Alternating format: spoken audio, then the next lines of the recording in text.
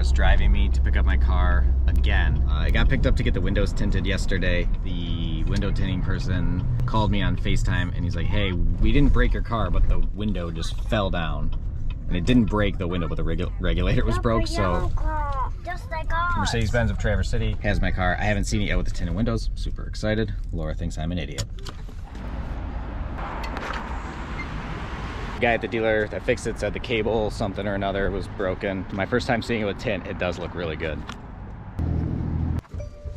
All right, I'm back home. I felt weird recording at the dealership parking lot. This is the car with almost all the way tinted windows. Nick from Bussers, they rolled this window down and he said it fell all the way down into the tracks, so... Oh, that sucks, it's worn through there. But anyway, said this fell all the way down, so the window regulator was broke, but the dealer was able to fix it for me. Ashley at Mercedes-Benz Traverse City got regulator overnighted, she said, so they fixed it, and that only took like a day.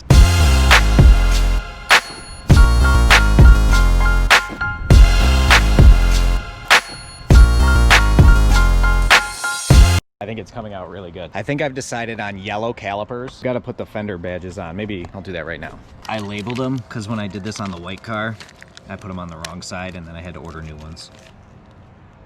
The letters kind of came off of the thing, but...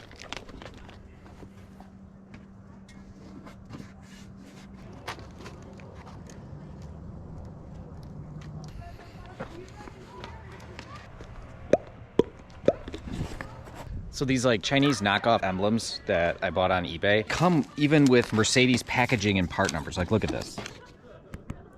It legitimately looks like a Mercedes part, Mercedes-Benz. It's not, like, they're not great quality. Like, you can tell it's a knockoff, but they try so hard. But I think they look good.